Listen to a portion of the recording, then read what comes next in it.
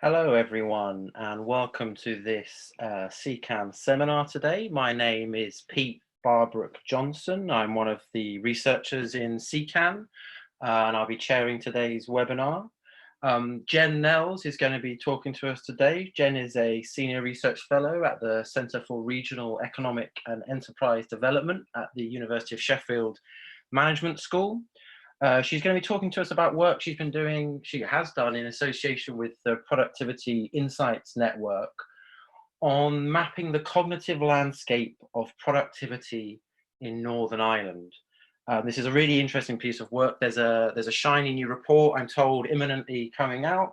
I've had a sneak peek, and it's very relevant to CECAN's work, has a lot in common with the way we work in CECAN, and we were so impressed we thought we'd ask Jen to give a webinar to share this work. Before I hand over to Jen, I just wanted to say a couple of words about CECAN for those of you who are maybe less familiar, even though you've managed to join a CECAN webinar. CECAN is the Centre for the Evaluation of Complexity across the Nexus, sort of buzzword bingo name, but what we do is look to pioneer and test and promote the use of innovative and complexity and systems approaches in the world of policy evaluation, policy analysis, more broadly policy making. It's based at the University of Surrey, but also includes many other universities across the UK and consultancies and non-academic partners.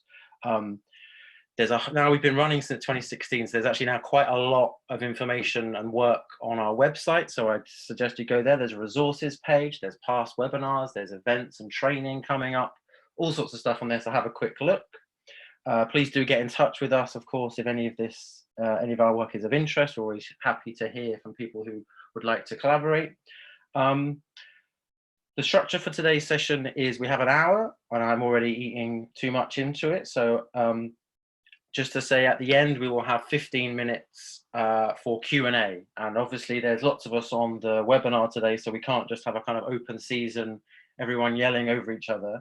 So if you have a question that comes into your mind through the webinar as Jen's talking, please just type it into the box. You should see a Q&A box somewhere in the window that pops up with the webinar. So type in your questions, and then I can share a little questions and answers session with Jen at the end. So yeah, please do type those questions in. Brilliant, right, without further ado, I will hand over to Jen. Hi, welcome everyone. Thanks for coming. I can't see you, but I know you're out there. Thanks to Pete for chairing this and for CECAN for hosting. This is some research I'm really excited about, and so this is a great opportunity, a great platform to be able to share it with you. I also want to just acknowledge a couple of collaborators on this project. Professor Tim Vorley, who is also at Sheffield University Management School and is the co-director of the Productivity Insights Network that I am representing in part today, and also Adam Brown from Cambridge Econometrics. And these gentlemen have been very helpful and, as usual, have let me have all the fun in presenting this today. So thanks to them. And we're pretty excited to get this research out here. Up until this point, we've been interacting with our partners at the Department for the Economy in Northern Ireland. I've had sort of informal conversations with policymakers and decision makers around the UK. This is the really first time that it's had a public airing, and so I'm excited to get what we're doing out there. Not just our findings, but also to kind of share how we went about doing this project, which I think was an ambitious project, a little bit, hopefully you think, a little bit innovative, and I'm really interested in sort of what I want from you. Sorry, I'll share this slide. Is in the Q&A, all of your questions to see if I'm getting these ideas across effectively, explaining how we did this well enough, but also your feedback, your reactions to what it is we're trying to do here. And I've got my email address there, and you can follow me or get a hold of me on Twitter at Jen_Nelles. And I gather that this is going to be posted on the internet at some point. So you may be watching from the future. If you're not here today, that's great. I still want to hear from you.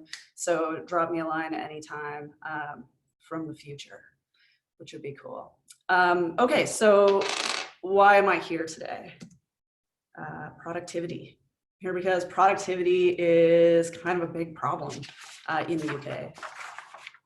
A little bit kind of everywhere, but particularly in the UK, there's been a puzzle where essentially what happened is before the financial crisis, productivity was growing fairly steady rate, about 2% a year, and everything was going along nicely. The crisis hits, and as you can see in the graph on the left, it sort of flatlines for the next decade. This is such an interesting piece of data that the Royal Statistical Society, which I did not know existed until very recently, called the poor productivity growth of 0.3% since the financial crisis in that decade, the statistic of the decade. So this is a worrisome statistic. It's something that is has gotten policymakers quite upset and concerned. And clearly the Royal Statistical Society is vexed by this as well. Productivity matters, right? This statistic actually matters because it's really the prime determinant in the long run of a nation's standard of living. And it has impacts on a range of things that we always want to be bigger. So wages, incomes, tax revenues, growth, that sort of thing. And there's a famous quote by Paul Krugman that I am not going to use because everyone uses it. But I think this statement by Blinder and Baumol from 1993 sums it up well, which is that nothing contributes more than productivity growth to reduction of poverty, to increases in leisure, and to a country's ability to finance education, public health, environment, and the arts. You could substitute anything in there. So in other words, high productivity growth is something that we want, and these kinds of stagnations, this sort of stagnant growth at the moment that we're experiencing is highly problematic. So lots of people want to get to the bottom of it. And estimates indicate that if productivity growth had remained constant at historical rates, output of the UK economy for every hour worked would be more than 20% higher. And that living standards would have also risen by roughly the same amount through higher pay, more spending, and increased tax revenue. So again, lots very important problem, and something that we all sort of benefit from understanding a little bit more about. But we have not been idle. The government and researchers have been quite interested in this problem for a while. And the Productivity Insights Network, who I am representing today to a certain degree, and who funded this work that I'm doing, is an example of one of the reactions to the productivity puzzle. So this is a multidisciplinary network funded and up to 2021 by the ESRC. Its aim is to bring a wider social science perspective to the puzzle. So we're going a little bit beyond economics, and to change the tone of the productivity debate in theory and practice, and really sort of try and bring new approaches, new voices, and sort of collaboration to this problem. It's specifically really interested in looking at productivity issues across disciplines and perspectives to highlight knowledge gaps, interactions, and interdependencies. And I'm going to say interactions and interdependencies probably a nauseating amount during this presentation, so I apologize ahead of time, but that's sort of one of the core concepts that we're really interested in trying to tease out of this, is really how things are interacting and interdependent within the economy in ways that we might be missing.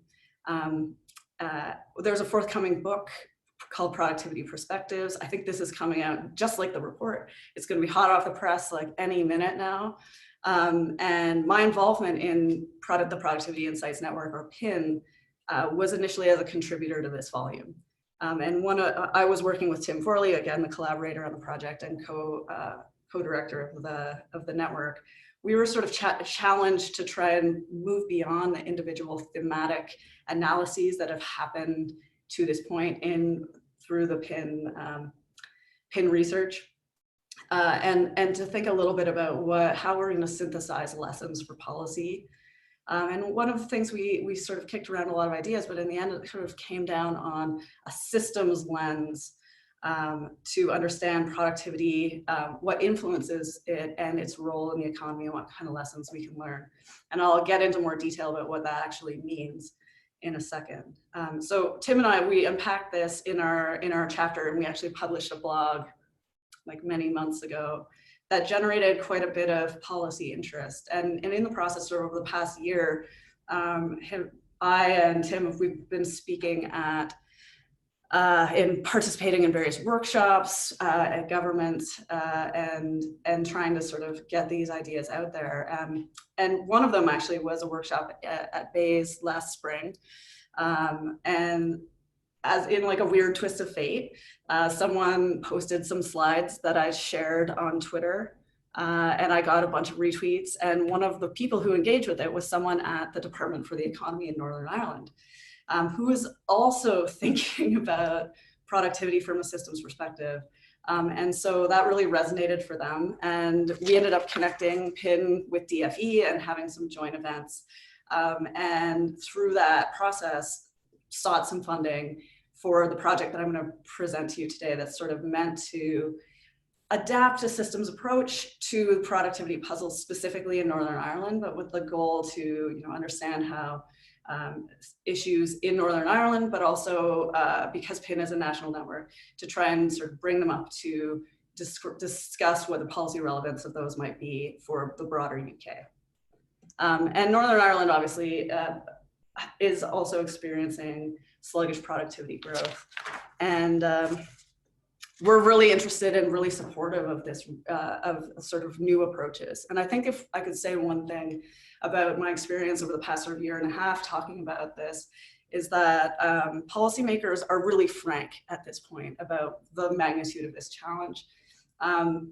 They're basically all saying, despite decades of government intervention and productivity policies, these have not maybe yet, maybe we're still waiting, yielded the results that they expected. They're not predictable. They haven't had the big positive impacts that they're hoping on productivity performance. And so it's sort of a common refrain now at this point where I feel like there's we're at a kind of a real moment policy-wise on this particular debate where policymakers are open to really new ideas, fresh ways of looking at things, and because of the importance of productivity, there's quite a lot of incentive to try and find a way to kickstart productivity growth again.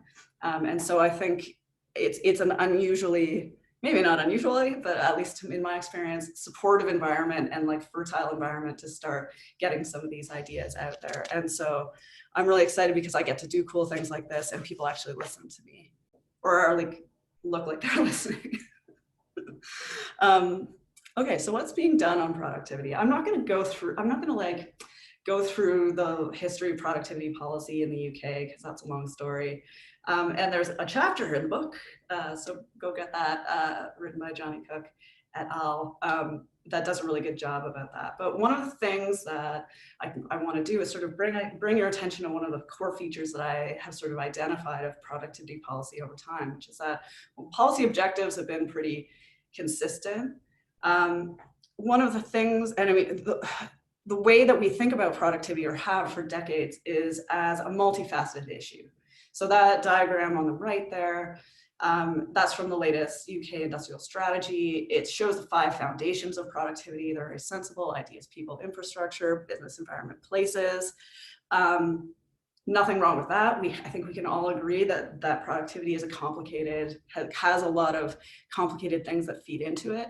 But the way that this is depicted, if you look at it, is in a bunch of very separated things that all sort of independently feed into this productivity outcome. And this is something that's common throughout time, right? Like we see these exact kind of diagrams all the time, and like maybe the words in those bubbles change or the emphasis is slightly different. But basically what we're seeing is that this is sort of the model that people use to think through the idea of productivity. What Tim and I suggested, and what we kind of continue to suggest through our work, is that in adopting this approach over and over and over and over again, even if we have different labels and different bubbles and with different administrations, productivity policy might be missing or misunderstanding key interactions, right? Because we know that these things are not separate.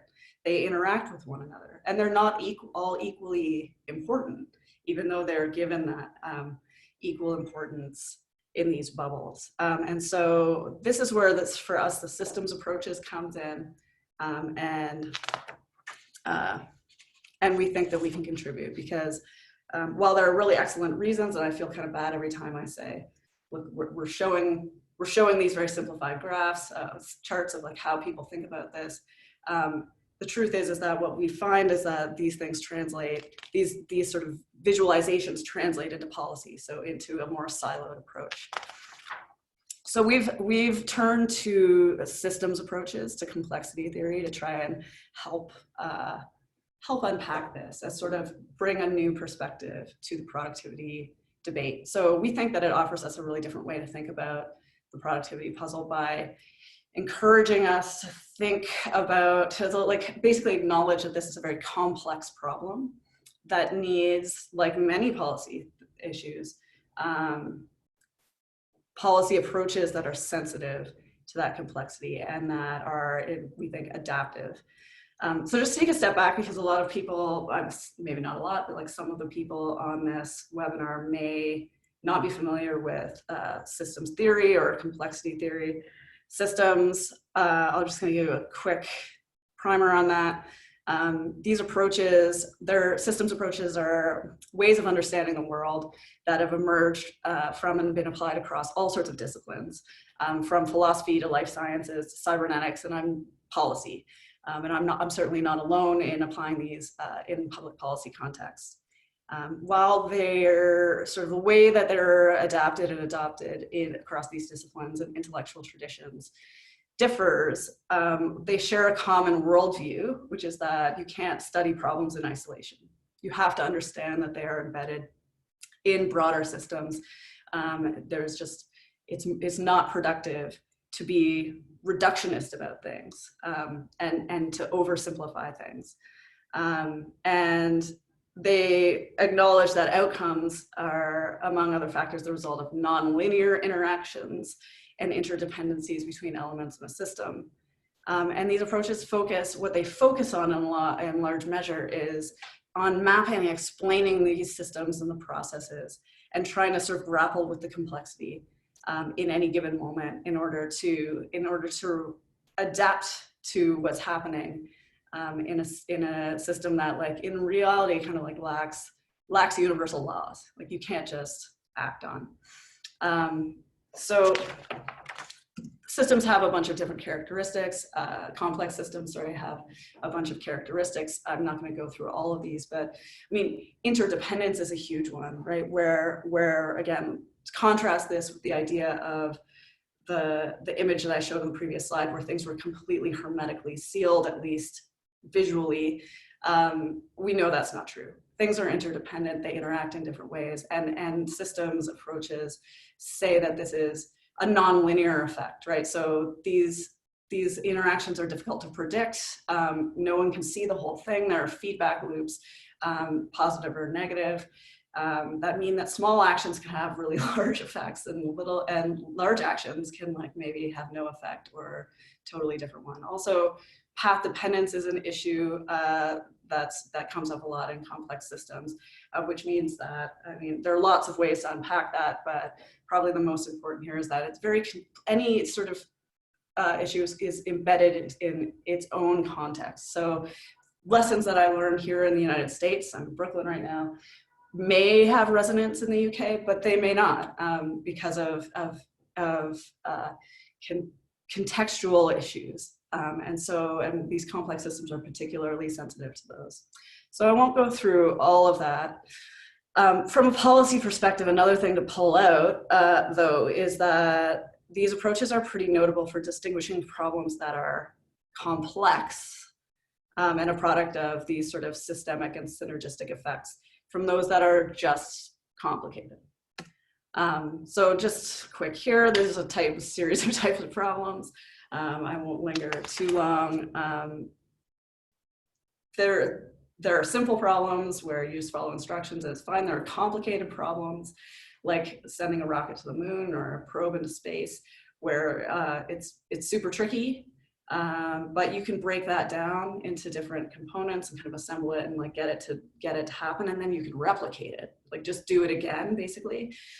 Complex problems have a ton of uncertainty. You can't follow the exact same steps and expect the same results.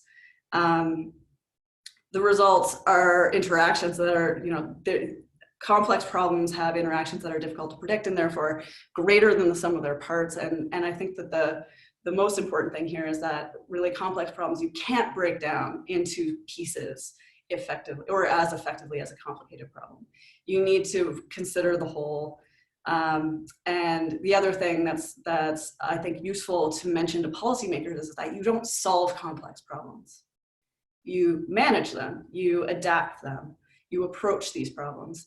As one author put once, kind of cool, I think, that you learn to dance with them, like you don't solve them, because they're constantly evolving. And so these are the types of problems that I think we find across a lot of the policy spectrum, not just productivity.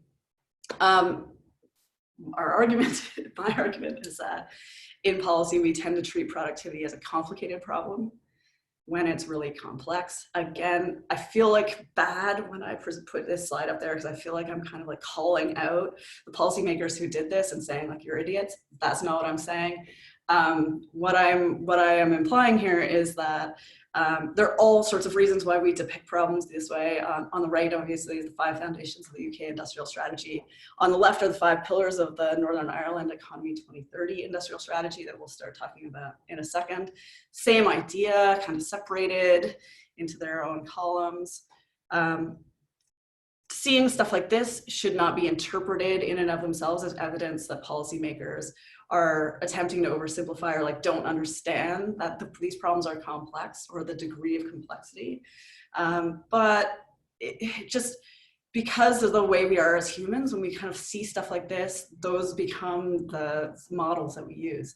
And that, for better or for worse, permeates into how we think about policy. And just from interactions with policymakers that I've had, all too often we find that things are being depicted like this and problems are being conceptualized like this because of the ways that institutions are structured, and that implementation often follows these types of policy silos as well. So the project that I'm here to talk about today is our first attempt. So me as a researcher who's interested in governance and productivity and systems and complexity, and as PIN, as an organization that's attempting to try and find a way to make a policy relevant argument.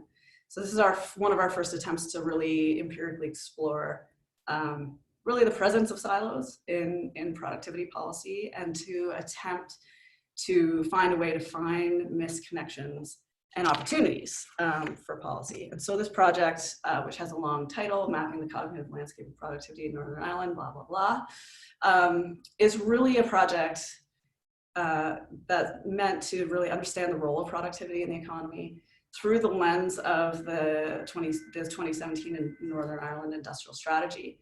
To a certain degree, what we're trying to do is try and uncover what factors affect productivity in Northern Ireland. This is not really an empirical project that's meant to determine causality, but it's more like we're trying to map the landscape and figure out what things we need to like unpack and learn more about. And we're specifically looking for evidence of policy silos in these processes and interdependencies that might be being overlooked and may therefore represent opportunities for more exploration, for potentially other policy interventions, for collaboration across departments, et cetera, and just overall find clues to resolving the productivity puzzle. Okay, I apologize in advance for this part because like usually when people get into their methodologies, I don't want to hear all of the decisions that they made to get to where they are. But because of where we're at in this project, and because of what I'm going to show you next, it is kind of important to explain in some degree of detail what it was that how we applied these systems approaches. And so what we did was, in order to better understand productivity, its role in the economy and the factors that affect it, what we aimed to do was to develop a cognitive map of the system. We thought first step is to try and get our heads around what the system looks like. This is an impossible job. Everybody knows that. We are humans. Any individual human is not capable of getting their heads around the whole thing, but I think we can do better. And I don't think that that's been attempted, at least in this policy space, in this particular region before. And so that was what we were attempting to do. There are a lot of different ways we could do this. What we really wanted to aim to do was to map how policymakers and stakeholders perceive the contours of the system and how it functions. And again, we hope that in sort of developing a map, we might be able to identify biases, sort of silos, as well as potential interdependencies and interactions that were unexpected, et cetera, that might be holding back productivity policies. And we decided to do this through document analysis. Oh, and when I say map, mapping is really like a broad word we can use to say understanding. Like, we're just trying to develop an understanding, but you will see that we have visualized it. And I'll get to this in a second, but in the bottom right-hand corner there is sort of, this was like a map that I dreamed up before we actually did any data crunching of like what we thought we might find. I just drew a bunch of random lines between things, but like it was trying to link concepts across the economy. So we focused on phase one. There's a two-phase analysis. First, we did a document analysis. Secondly, we did some participatory mapping with actual real people in some workshops. I'm going to go through the document analysis as quickly as I can, but it's quite important because it's sort of the basis of all of this. What we did is we decided to focus on the industrial strategy document itself and the evidence base that fed into that. So the reason that we did that was because two reasons. One was that our stakeholders at the Department for the Economy sort of led us that direction. They had this consultation document, the Economy 2030 Industrial Strategy document, that they thought was a productivity policy. And so they thought it was a good place to start to try and understand what was going on in Northern Ireland and their approach to it. And very conveniently, that document was based on about 100, an evidence review of about 100 documents, some academics, some gray literature, on topics that they thought were important to feed into this document. So we had this single policy document, which was super interesting, and then we had everything that it was based on.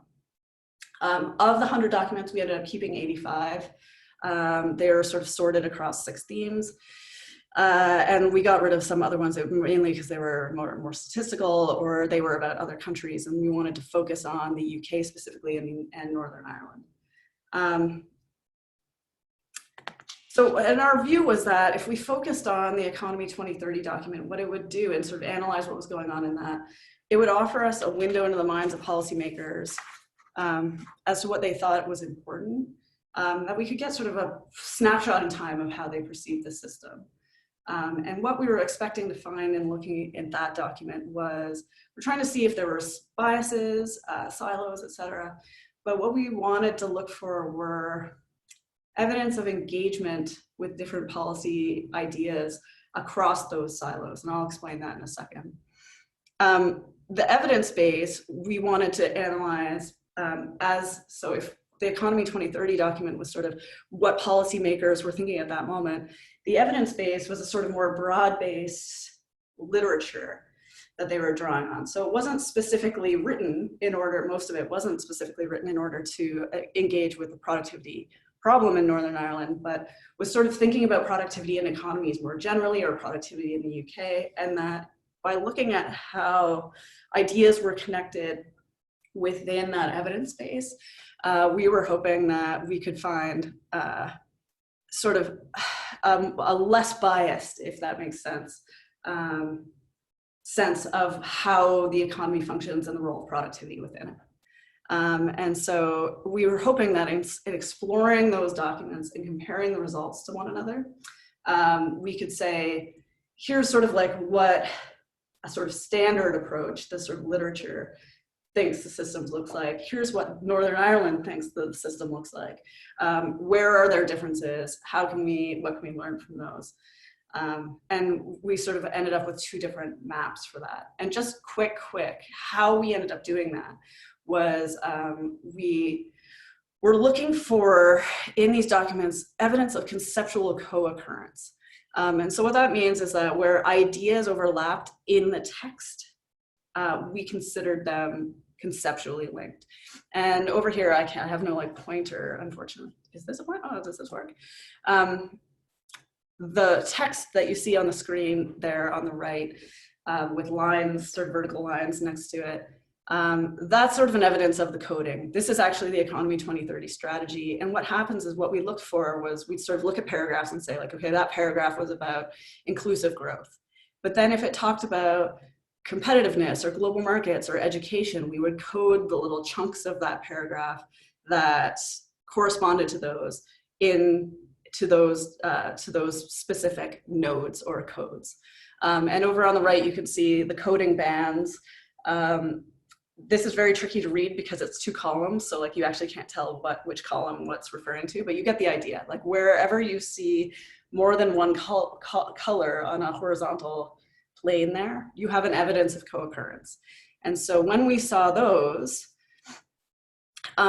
we considered those to be conceptual links, and we were kind of exploring how many of those and what kinds of links were we finding in the documents.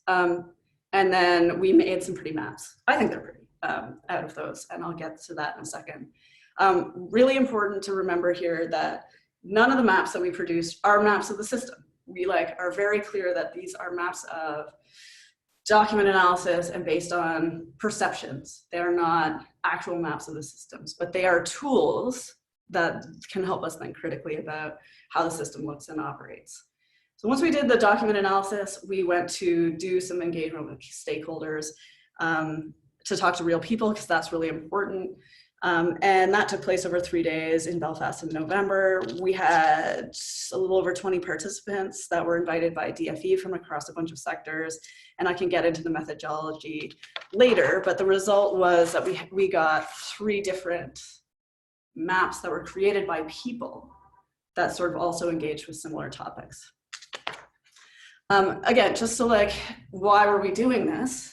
What we were trying to do is figure out whether there was evidence of conceptual links across pillars or silos, and whether there was evidence of bias by silo, like with siloing the policy.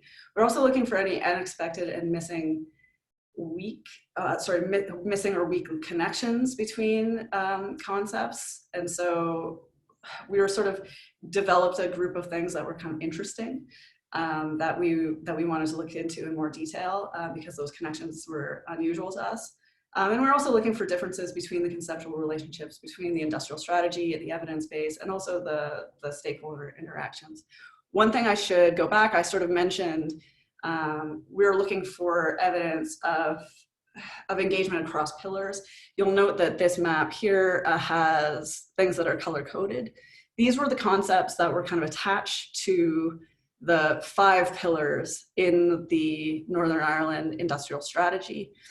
And you'll see what those are in a second. And basically we use these as the things we're sort of looking for and coding for in the document, instead of being kind of like coding for just whatever.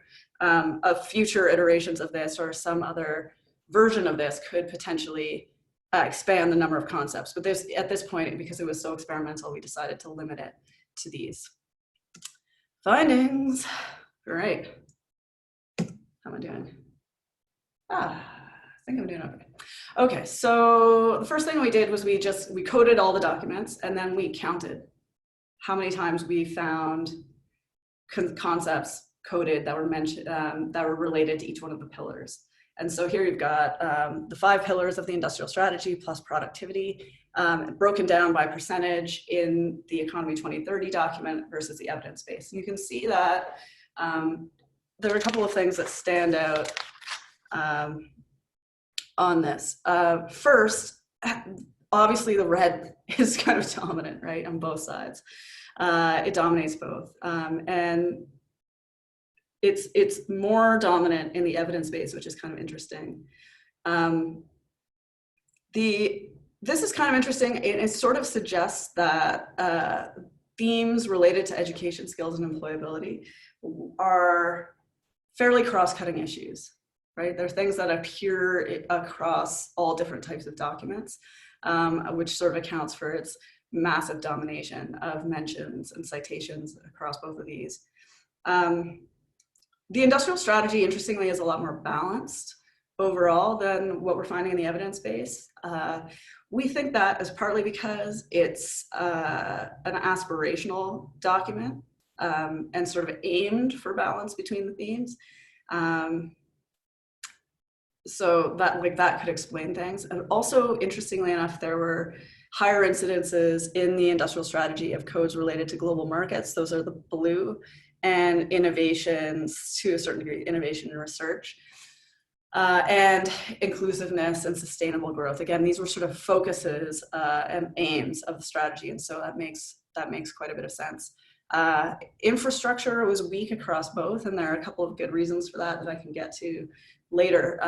And productivity is the purple, represented a decent amount. It's important to remember that on this graph, productivity is a single term, whereas each one of these other categories had multiple terms in them. And so it sort of was to be expected that productivity would be less significant. But it is interesting that it's not mind-blowing. For documents that are sort of meant to be aimed at productivity, we're not seeing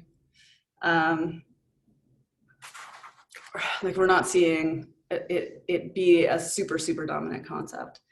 I think just to return to the idea of why is the red dominating everything here?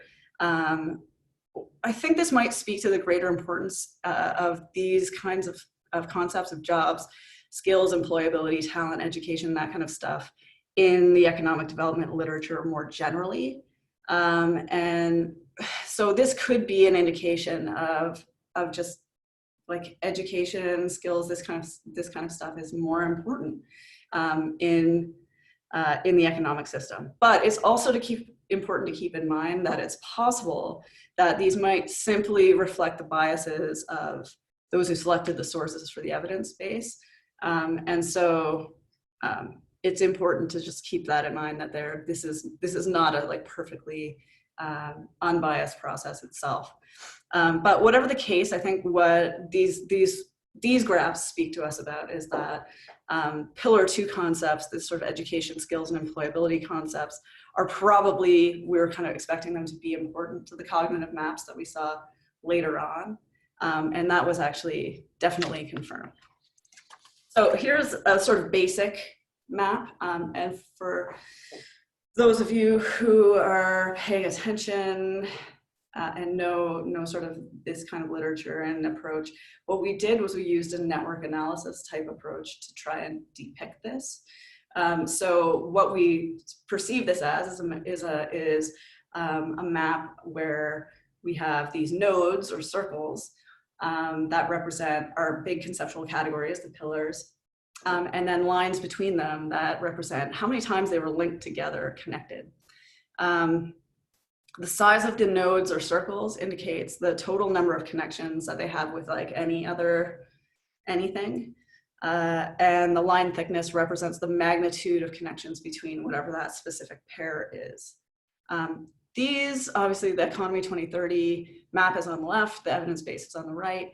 Not freakishly different, but there are some notable things to pull out. First, we're seeing a lot of thick lines here, and lines, period, right? So what that's showing is that there is engagement between ideas across pillar boundaries. So there's this is as we expected.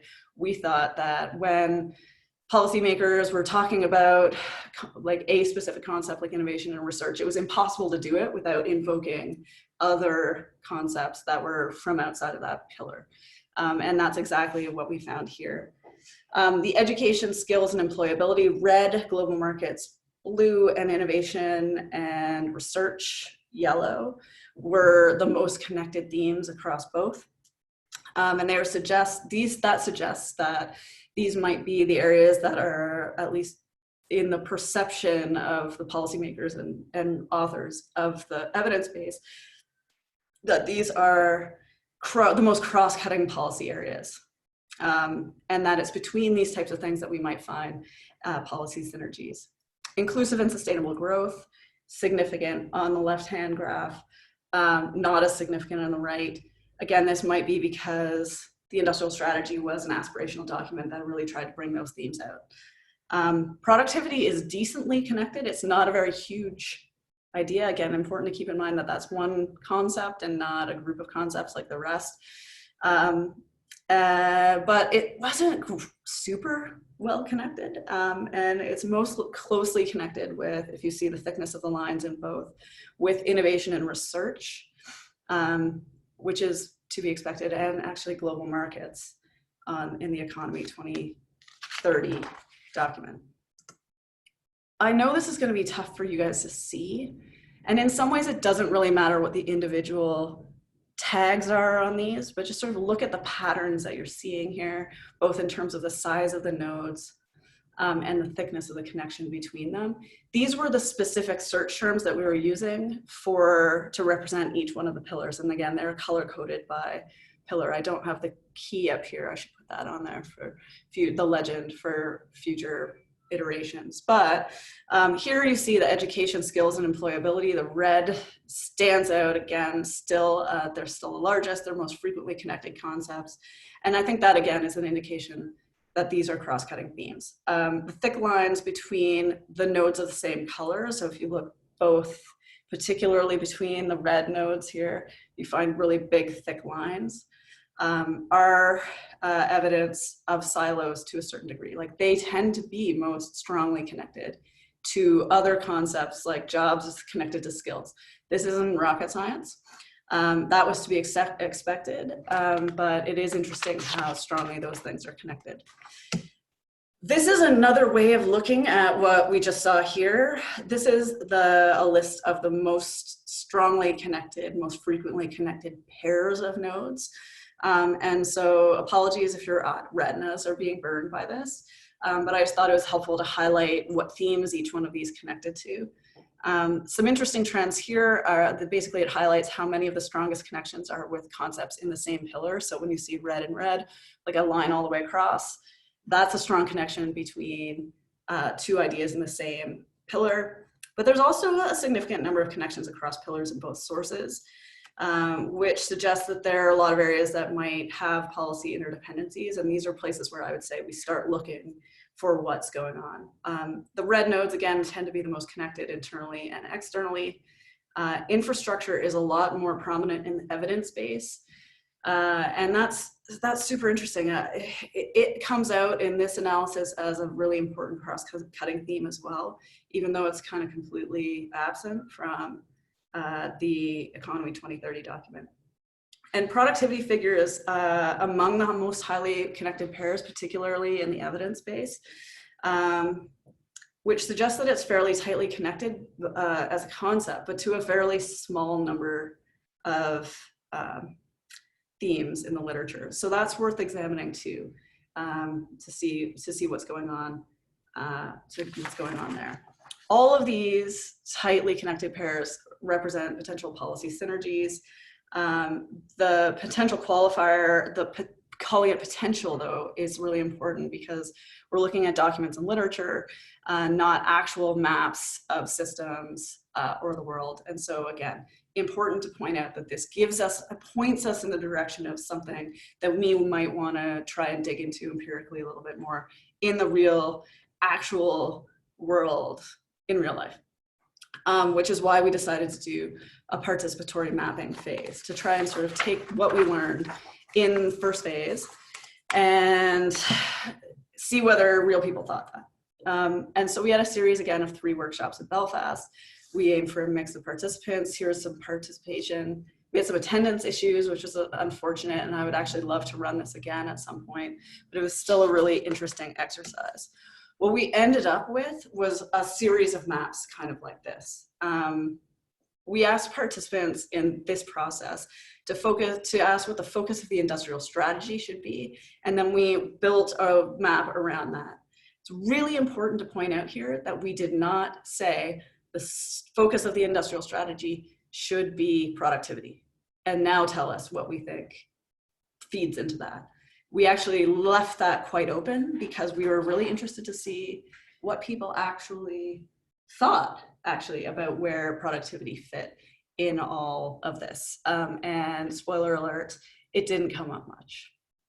And you can see this is kind of a mess. People, there's arrows pointing everywhere, sticky notes, notes to ourselves. I reinterpreted this map just to like make it a little bit more legible. And the bits that are in color were bits that are associated with pillars, so that you sort of have a point of reference, and there stuff that's white was just stuff that wasn't in the pillars at all. And participants obviously brought in lots of other concepts that were not in our original coding. What we did was we combined that into a meta map.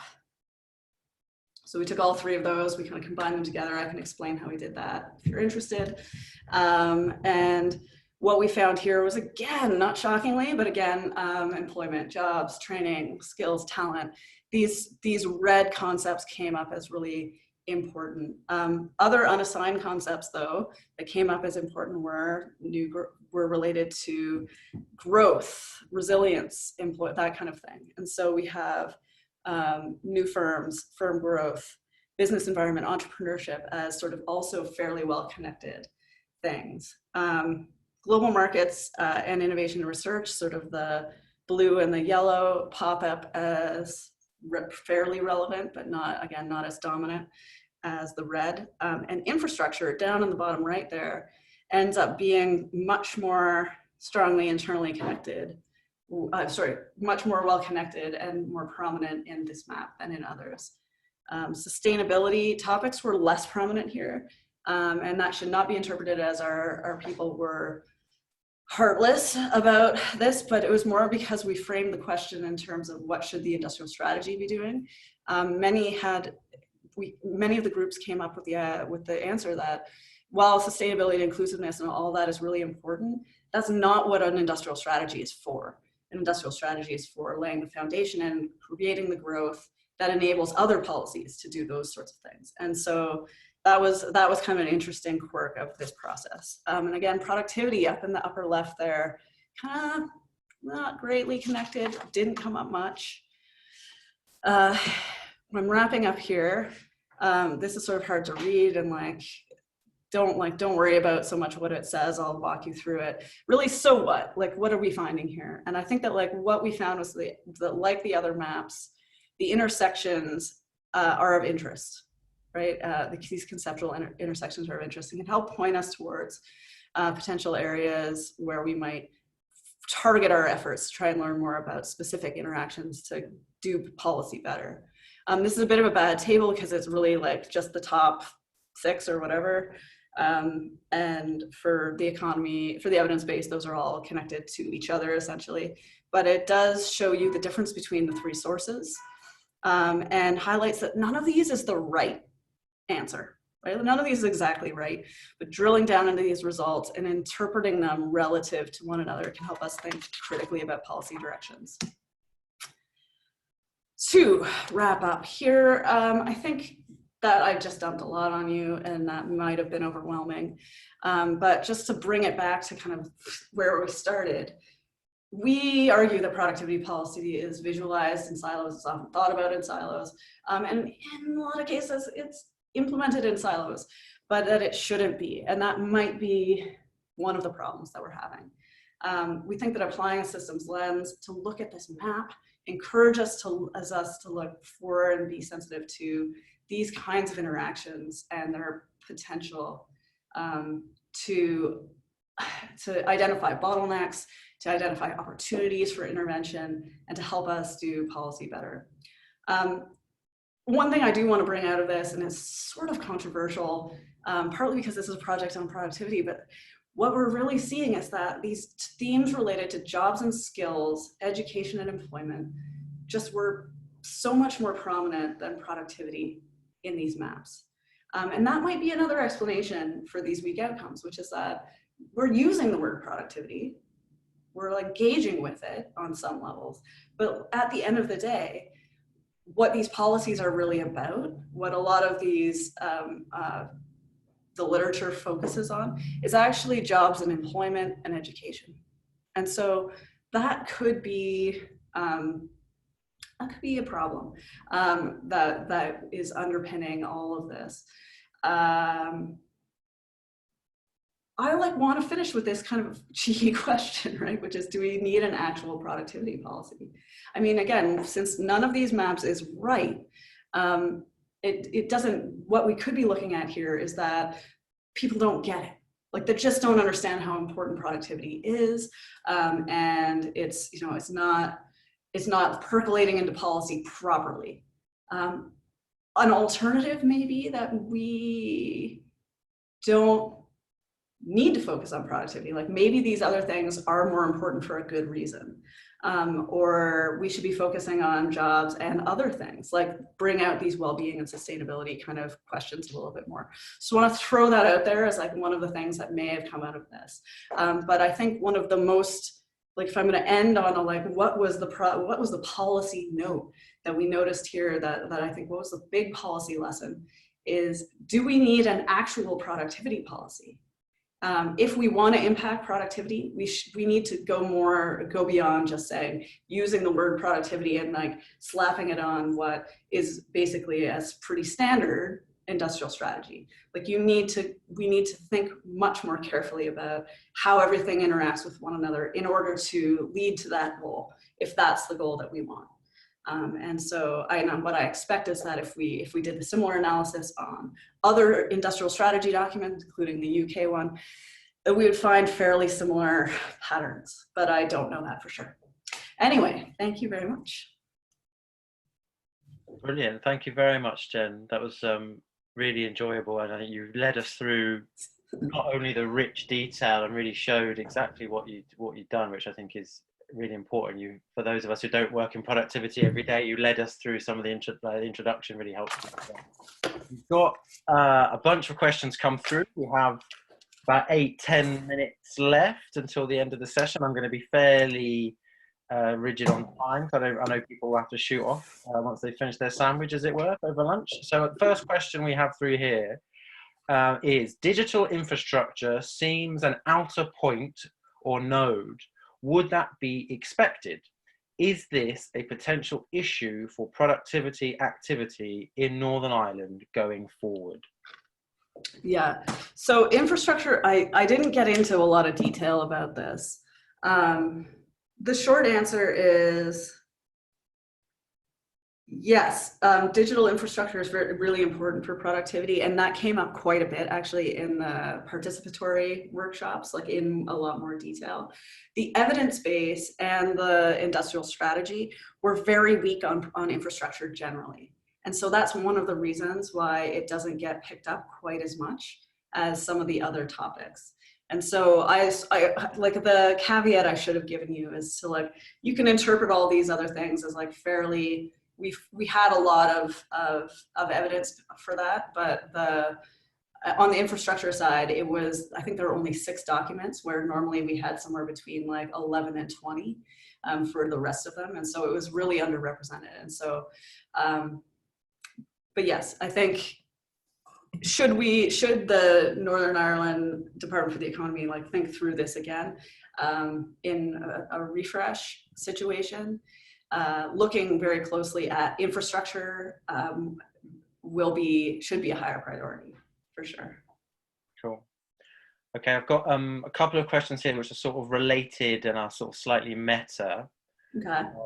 I'll reel them off and you can sort of see how you want to respond. One is a separate productivity policy actually to break silos and build interconnected policies to drive productivity. So should that become the productivity policy? And kind of relatedly, someone asks, are there any good examples you've seen of policymakers actually working outside of silos, taking a systems approach? I feel like you actually can probably answer that second one better than I can.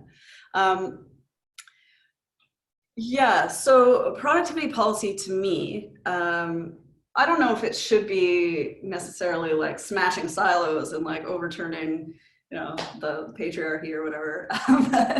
But yeah, I think that if we are serious, like if productivity is seriously the dependent variable that we're looking for, like we want to increase this, then we absolutely have to think across silos. Now that is difficult to do, but not impossible. We have joined up policies across government. This is not like a new idea. But what I'm talking about is in designing a productivity policy, not just in implementing it. We get lots of voices involved. And then again, when it comes to implementation, obviously, there are structural limitations to that, but that there are ways there are processes that we can put into place to implement policy in sort of sensitive, adaptive, kind of communicative, collaborative ways that I think we could potentially exercise. The question of whether I have good examples, like, not really. Is the answer. I mean, I think what happens is that with these things is that there's always a great intention to be joined up, to be collaborative, to adapt sort of a systems lens, but then it's sort of everyone comes to the table, they talk about it, and then everyone goes away and they like do their separate thing. And so even when you find in the policy design side people coming together, I mean, there still is a risk that on the implementation or further down the road or evaluation side of it, that doesn't get followed through with. And so I have not seen start to finish at this scale anything quite like that I would consider successful. That doesn't mean it's not possible. And that's what I would like to try and help design. Mm-hmm. I think one of the things we've found in CECAN on that point is that there are examples, and things like air quality, the fact that exists as a concept that has responsibilities across multiple departments is an example of policymakers trying to prioritize an area that lays across and trying to work across departments, but you still continuously bump into the restrictions and constraints of the nuts and bolts everyday working, the procurement practices, the way departments interact that still restricts you and constrains. And actually a lot of what we've ended up being asked in CECAN is, how can I break out of those constraints? How can I rearrange and deal and negotiate with those constraints to do this? That's a very practical question. I'll keep going because we've got another few questions. Question here: how do you think the Department for the Economy could use the results in implementation of the strategy? What would a systems approach to policy implementation look like? Yeah, I mean, I would take a step back even and say that this, and I think that my partners at DFE would completely agree with this. And if you're listening, I get this wrong, very sorry. But that the industrial strategy needs a rethink, probably, and a refresh. And I think that's going to happen given that they have a new government anyway. So we're kind of, that we've done this work with them already, I hope is laying the foundation for a much more collaborative whack at an industrial strategy refresh in the next year or so, hopefully. As far as implementation goes, in Northern Ireland has its own set of fairly unique interdepartmental issues. It really involves, again, like I think having people involved in the initial design process and having a plan going all the way through to implementation. And maybe, I mean, again, this is not something I've thought through because there isn't really a one-size-fits-all answer to this. And it sort of depends on what problems you come across in the actual policy process. But the way I would envision it, again, is sort of, again, like having a industrial strategy working group, interdepartmental, that again sits around, decides what the industrial strategy is going to look like to begin with, then has designs in the process, evaluation mechanisms, so that they can all be aware of feedbacks that are happening in the implementation process. And even though obviously implementation will have to be broken up to a certain degree, making sure that as those implementations are being enacted, that they're constantly checking in to make sure that there aren't crazy other interactions that they weren't expecting in the implementation process. That's a vast oversimplification of what that would look like in my mind. And I think the operative word here is that it needs to be adaptive, it needs to be experimental, and open to flexible. And so I can't really like say exactly what that looks like today, but I'd love to be involved in thinking through what that would look like for real in real life, and then watching that happen. It would be interesting. I mean, yeah, a really nice challenge to do, to make it do it on the ground, as it were, actually. But yeah, I think we're really, if I'm being strict with ourselves, we're out of time. So thank you very much, Jen, for a really interesting webinar. Thank you everyone for being here and for the questions.